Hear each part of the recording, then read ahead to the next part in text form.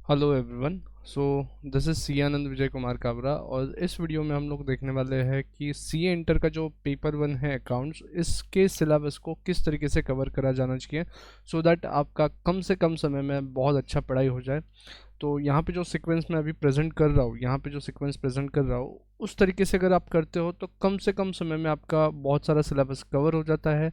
जो overlapping concept है वो सीक्वेंस में आ जाती है, राइट। तो चलिए देखते हैं। सो ग्रुप वन का ये जो सिलेबस है इसके बारे में हम बात कर रहे हैं। तो पहला चैप्टर जो आपको पिक करना है दैट शुड बी चैप्टर 2। यहाँ पे फ्रेमवर्क के बारे में बात किया गया है आपको, जो बेसिकली एक रिवीजन काइंड ऑफ चैप्टर है आपके लिए।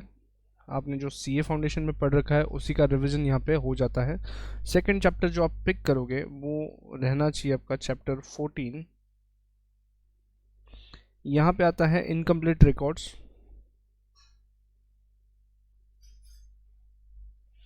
अब इस चैप्टर को करने का यहाँ पे लॉजिक ये है कि ये आपका जो अकाउंटिंग का कंसेप्ट है इसको रिवाइव करेगा या डेवलप कर देगा, दोनों ही चीज़ें हो सकती है। तो इस चैप्टर के थ्रू अगर जब आप अकाउंटिंग करोगे या अकाउंटिंग के आपके फंडे क्या है क्या नहीं है ये आपको क्लियर हो जाएंगे। और इसमें वर्किंग नोट बनाने के लिए क्या टेक्निक्स है या फिर किस तरीके से बनाया जाता है वो सारी चीज़ें आपको सीखने को मिलेगी। किस अकाउंट को पहले क्लोज करना है, किसको बाद में क्लोज करना है, all those things will be dealt over here, इसलिए इसको सेकंड नंबर पे रखिए। और इसी चैप्टर से आगे भी आपको मदद मिलेगा, जैसा एग्जांपल कैश फ्लो स्टेटमेंट, वहाँ पे भी ये काम में आएगा आपका। देन फिर चलते हैं आगे। दैट थर्ड नंबर पे हमारा आता है चैप्टर 4। इसको हमने बोला है 4A। यहाँ पे हम कवर कर रहे हैं फाइनेंशियल स्टेटमेंट्स।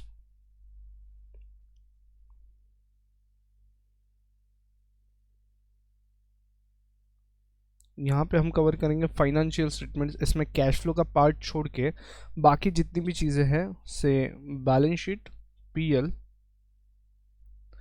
रेमनरेशन वाला part, as per companies act, इतनी सारी चीज़ें हम यहाँ पे कवर करेंगे। और जो कैश फ्लो स्टेटमेंट है वो लैटर पार्ट में देखेंगे। फिर नेक्स्ट बात करते हैं, सिंपल सा एक चैप्टर ले लीजिए यहाँ पे,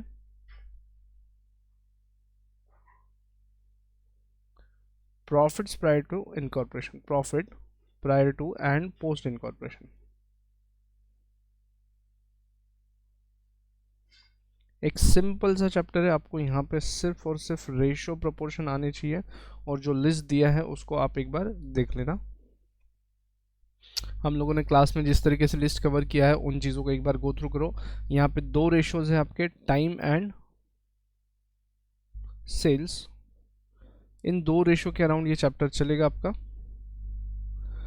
देन फिर आपको कवर करना है next chapter, chapter 6, issue of bonus shares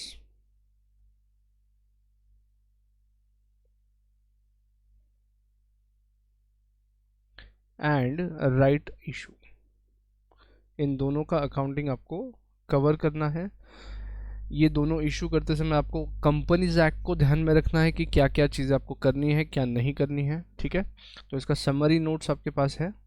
then फिर एक नेक्स्ट चैप्टर है जो अलग सा चैप्टर है, redemption of preference shares, redemption of preference shares, इस वाले को कवर कर लीजिए। ये पोर्शन हो गया। उसके बाद में हम बढ़ते आगे।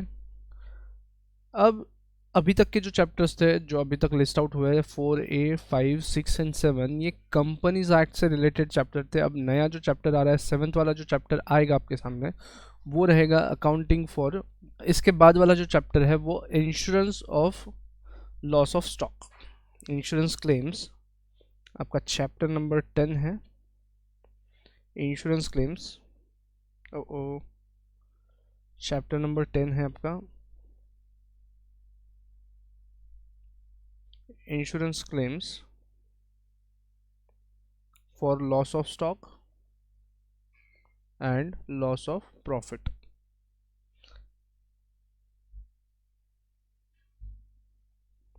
इंटरेस्टिंग सा एक चैप्टर है, लॉस ऑफ स्टॉक और लॉस ऑफ प्रॉफिट वाला, इसको कवर कर लीजिए।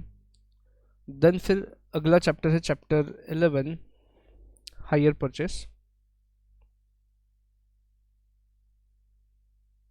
इसमें काफ़ी हद तक आपको टीवीएम का मदद मिल जाएगा, टाइम वैल्यू ऑफ मनी जो फाउंडेशन में आपने किया है उस वाले पोर्शन का काफ़ी हद तक मदद मिल जाएगा। तो ये एक आसान सा चैप्टर है। एंड इसमें और एक नाम है इंस्टॉलमेंट सिस्टम।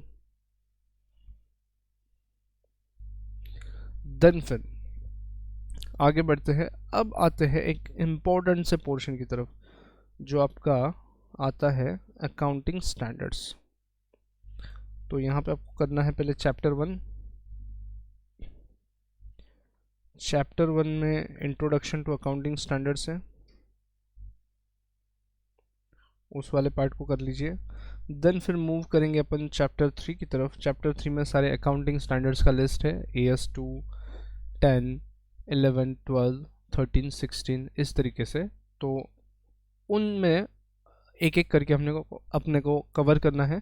तो पहला AS आप जो कवर करेंगे वो है AS1 डिस्क्लोजर्स। उसके बाद में AS2, AS10, AS16 इन सभी को साथ में करना है, क्योंकि प्रिंसिपल जो है रिकग्निशन के प्रिंसिपल जो है वो सेम है AS2 और 10 में, और हमको दोनों में लगने वाला है AS16। तो ये वाला पोर्शन आपको कवर करना है एक बंच। उसके बाद वाला बंच जो है एक सिंपल सा AS12 accounting for government grants, ये वाला कवर कर लीजिए आप लोग। आई गेस मैं जब लिख रहा हूँ और वो स्क्रीन पे जो आ रहा है इसमें टाइम लैग आ रहा है शायद। देन फिर कवर करते हैं अगला। अब इस सीक्वेंस को थोड़ा मज़ेदार बना लेते हैं। आपको चैप्टर 4B एंड AS3 साथ साथ करना है। तो पहले AS3 कर लो, कैश फ्लो स्टेटमेंट्स।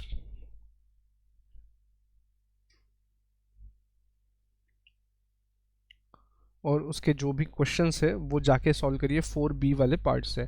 AS3 और 4B एक ही सिलेबस है, एक ही चैप्टर है, तो दो जगह दिया है, उसको एक जगह आप पढ़ सकते हो, सारे क्वेश्चंस आपको उधर मिल जाएंगे।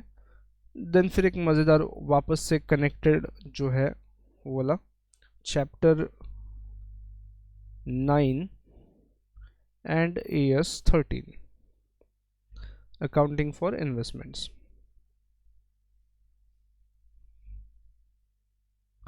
अब इस वाले चैप्टर में मेजॉरिटी ऑफ द क्वेश्चंस जो रहेंगे वो इक्विटी शेयर्स के अराउंड रहेंगे, इन्वेस्टमेंट्स इन शेयर्स इसके अराउंड रहेंगे। नेक्स्ट वाले पार्ट में आएंगे तो यहाँ पे आपको करना है कवर एक चैप्टर जो रिडम्पशन ऑफ डिबेंचर्स वाला चैप्टर है।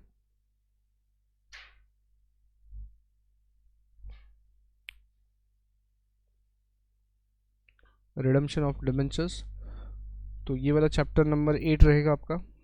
अब देखो चैप्टर 9 करने के बाद चैप्टर 8 करना, तो क्या है चैप्टर जो है इन्वेस्टमेंट से रिलेटेड जो चैप्टर है उसमें जो भी प्रिंसिपल्स आप पढ़ोगे वही प्रिंसिपल्स अप्लाई करना है रिडम्पशन ऑफ डिबेंचर्स में। जब आप बताओगे जो इश्यूअर कंपनी है वो खुद के डिबेंचर्स परचेस कर रही है तो इन्वेस्टमेंट अकाउंट एक बनाना है, तो उसके जो भी प्रिंसिपल है एक्स इंटरेस्ट, कम इंटरेस्ट, प्राइसिंग वाले, वो आप इन्वेस्टमेंट अकाउंटिंग में सीख जाते हो और उसको इमीडिएटली अप्लाई करना है रिडम्पशन वाले पार्ट में। तो ये आपका काम कम कर देगा।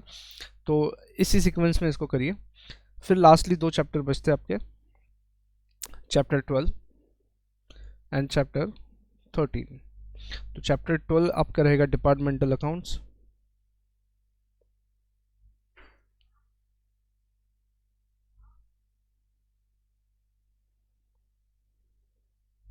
लास्ट वाला आता है ब्रांच अकाउंट्स एंड इसमें फॉरेन ब्रांच भी आएगा।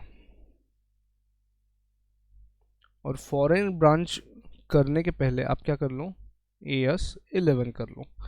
नाउ इन दिस वे जहाँ जहाँ जो जो कनेक्टेड चीज़ें उस सीक्वेंस में हो जाएगी और इसको सबसे कम टाइम आपको लगेगा इस पर्टिकुलर कॉम्बिनेशन को, इस पर्टिकुलर सीक्वेंस को। सो आपका पूरा सिलेबस यहाँ पे कवर हो जाएगा। सो ध्यान रखें इस चीज़ को। आई होप ये स्ट्रेटेजी आपको क्लियर है और आप इसी तरीके से इसको करेंगे। Alright, thank you.